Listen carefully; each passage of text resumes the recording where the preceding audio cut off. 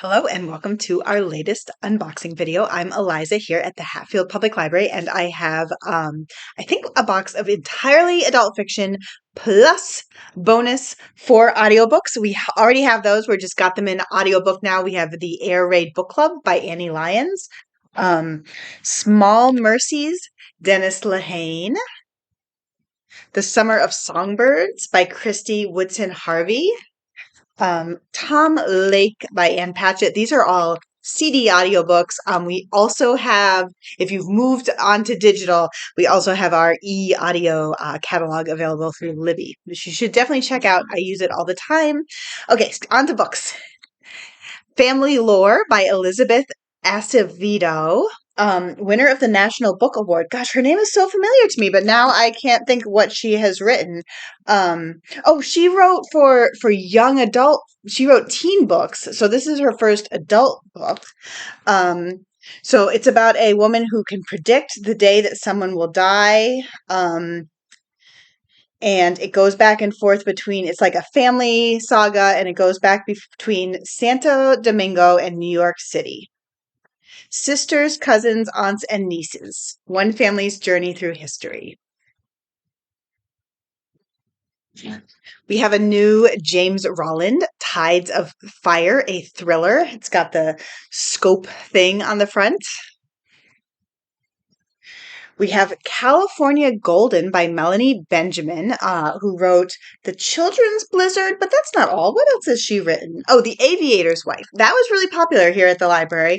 It says, two sisters navigate the thrilling, euphoric early days of California surf culture.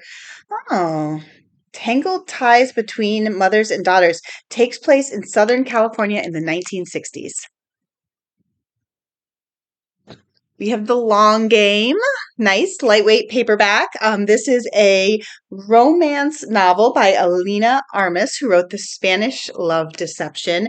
And let's see, it's about a woman who works at the Miami Flames FC offices. Am I supposed to know what that means? I think that she is like a sports person. Yes. So she works for a sports league, and then a video of her having an altercation with the team's mascot goes viral. The team's owner is her father, who sends her to North Carolina, where she's tasked with turning around a struggling local soccer team. Wow. What? I totally thought that this was just like very like straightforward, look like a romance, but it says the soccer team that she's sent to turn around wears tutus, keeps pet goats, and they're terrified of her, and they're 9-year-old girls. And also in town is a recently retired professional goalkeeper who, I guess, helps her. I don't know why. I don't know why two people from out of state with links to professional soccer would be helping this team of 9-year-old girls. But who cares? It's a fun setup for a romantic comedy. Just Another Missing Person by Gillian McAllister, or possibly Gillian McAllister. I never know. This is definitely a domestic thriller. Gosh. So it says the Olivia is 22 years old and she didn't have any history of running away, but one day she just vanished, and then Julia is the detective heading the case. But she says this case is going to get very close to home because she has to frame someone else for the murder. I don't know why, but sounds risky. The Keeper of Hidden Books, a novel by Madeline Martin. Got a definite historical fiction vibe. I always like a literary tie-in. It says a heartwarming story about the power of books to bring us together in an underground library in World War II Warsaw. This is by the same author of The Last Bookshop in London. Ooh. Oh my gosh. Yeah, they're trying to save the books and also the people. So a new one by Emma Donoghue, who's written a lot of things, but is most famous for Room. This one is called Learned by Heart. And I remember I wanted to read this, and now I'm going to look at the summary and remember why. It says, true story of two girls who fall secretly and dangerously in love in a boarding school in the 19th century. Yeah. Yeah, they meet when they're 14. Yeah, I think I just thought it sounded good. We have James Lee Burke, Flags on the Bayou. I feel like all of her books have like a similar vibe, which really you want with a series because you like want them to be sort of connected. But then every time I see one of her covers, I have this little panic that like I already just bought another one by accident.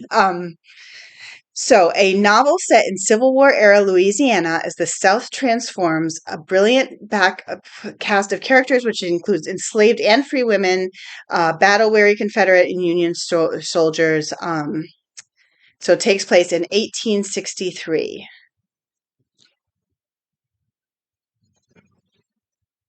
This one, a lot of people are really excited about. It's The Heaven and Earth Grocery Store by James McBride, who won the National Book Award. Just a little thing, no big deal. He wrote The Good Lord Bird. This takes place in 1972. Pottstown, Pennsylvania. Workers find a human skeleton when they're digging for a new housing development. And so then it focuses on the secrets of this neighborhood where immigrant Jews and African Americans live side by side. And then if there's an actual grocery store called the Heaven and Earth Grocery Store, yeah, and they're trying to keep the boy safe. The state's trying to take him away. Yeah.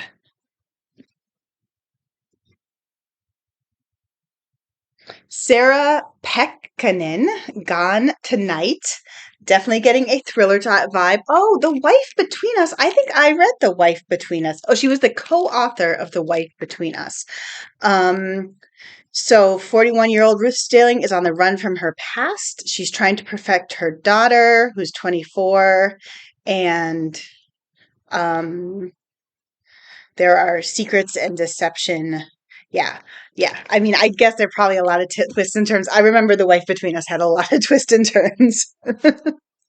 Sandra Brown, Out of Nowhere. Very, very popular, fast-paced, emotional thriller. The lives of a young woman, a young mother, and a high-rolling consultant collide, leading to a desperate manhunt. Karin Slaughter, After That Night. I was just going through the bestseller list to make sure that we get in those books, and this one was right on there.